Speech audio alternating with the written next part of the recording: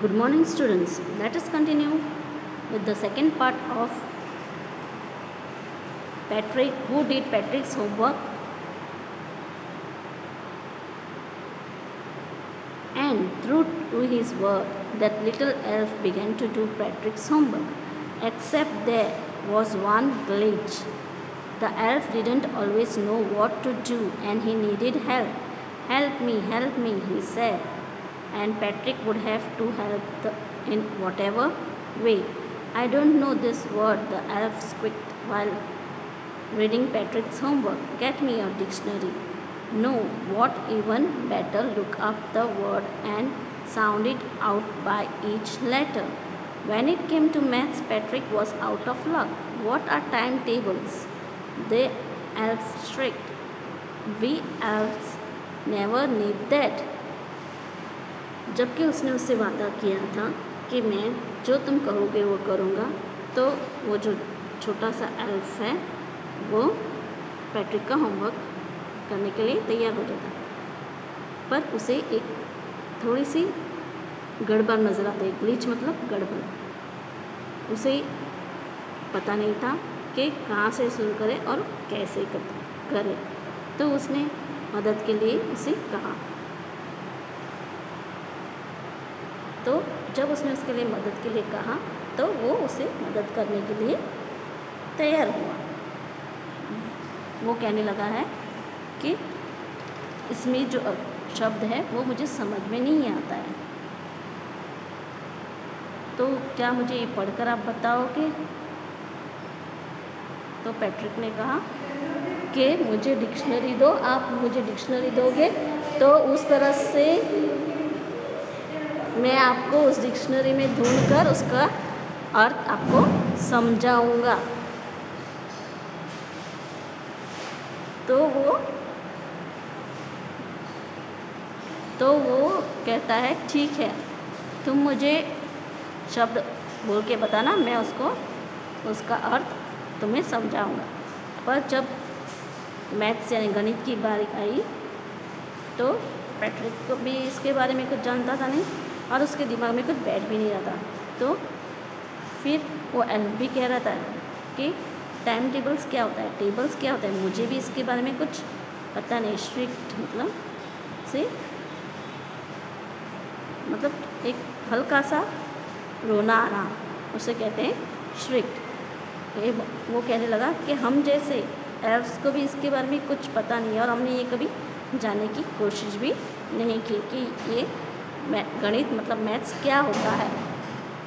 And addition and subtraction and division and fractions. Here sit down beside me, you simply must guide me. Elves know nothing of human history, of them it's a mystery. So the little elf, already a shouter, just got louder. Go to the library. I need books, more and more books, and you can help me read them. Go to.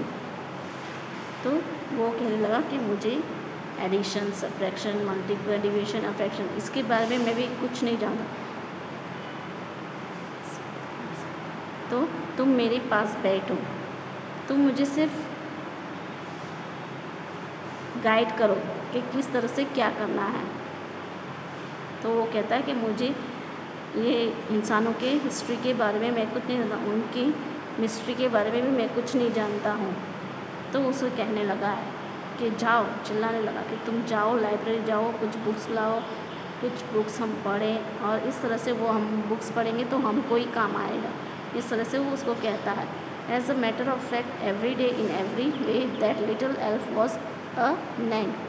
Patrick was working harder than ever and was it a drag. He was staying up nights, had never felt so weary, was going to school with his eyes puffed and blurry.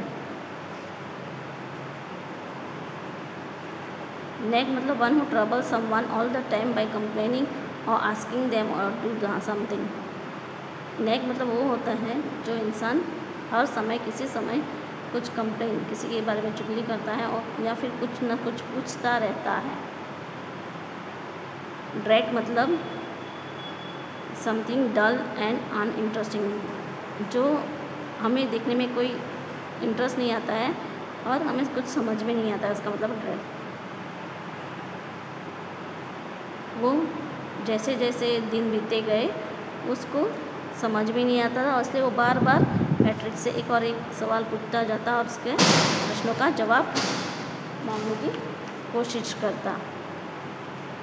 दिन बीतते गए और मुश्किलें बढ़ती गई और उनको कोई दिलचस्पी इसमें नज़र नहीं आ रही।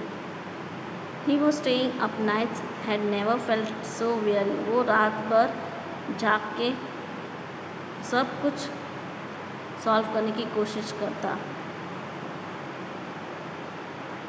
और जब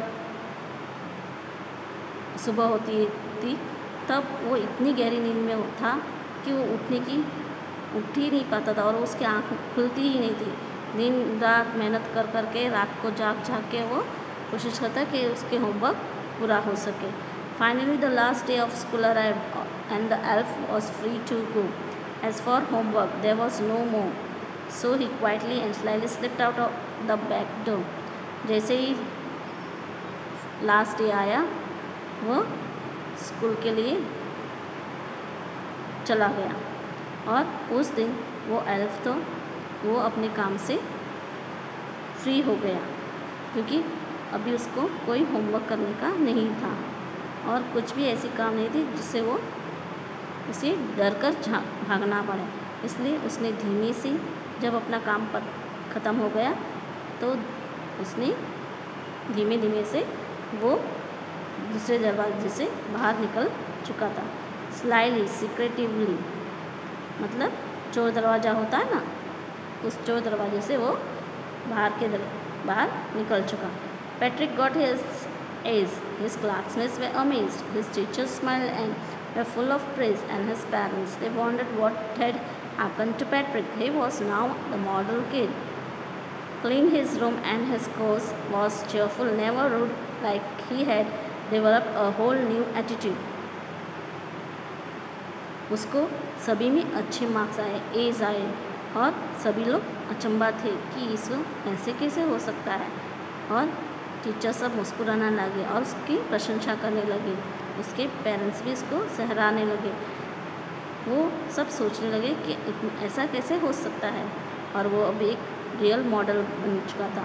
सभी देखकर उसको गर्व महसूस करते थे। वो अपना रूम क्लीन करता, अपने कोर्स मतलब work that must be done every day often boring, जो भी काम उसे दिया गया हो वो बिना हिचक के मुझे नहीं करना ये सोचकर वो नहीं करता। ऐसे नहीं, वो सभी काम जो भी दिया गया वो कर लेता और वो बहुत ही चेयरफुल बन चुका था। सबकी सहायता करता, मदद करता, किसी से कठोर शब्द में बात नहीं करता। He had developed a whole new attitude. उसके में उसका बर्ताव पूरा बदल चुका था। वो एक अच्छा और बहुत होशियार और अक्लमंद लड़का बन चुका था। Attitude of feeling about someone और समथिंग, जिस पल का आप एहसास करते हैं, उसे महसूस करते हैं, उसे एटीट्यूड कहा जाता है। You see in the end Patrick still thought he had made that tiny man to do all his work. But I'll share a secret just between you and me. It wasn't the elf. Patrick had done it self. आपको last में पता चलेगा कि आप सोचते होंगे कि ये सारा काम जो हुआ है वो शायद आप सोचते हैं कि इसका जो होमवर्क था वो उस छोटे से टाइनी एल्फ ने किया होगा। पर मुझे आपके साथ एक ख़ास बात बांटनी है कि वो जो पूरा होमवर्क किया गया था वो अकेले एल्फ ने नहीं किया था, बल्कि वो पूरा काम पैट्रिक ने अकेले किया था और उसने दिन रात मेहनत की और इस मुकाम पर पहुंचा कि आज वो एक रियल मॉडल बन चुका था सबके लिए और सभी उसको सहार करते, उसकी प्रशंसा करते और उसको एक रियल मॉडल किड समझते। उसमें बहुत सा बदलाव आ चुका था। आज का सेकंड पार्ट अपना यहीं पर ख़त्म होता है और हम अभी नेक्स्ट लेक्चर में इसी का दूसरा पार्ट करेंगे।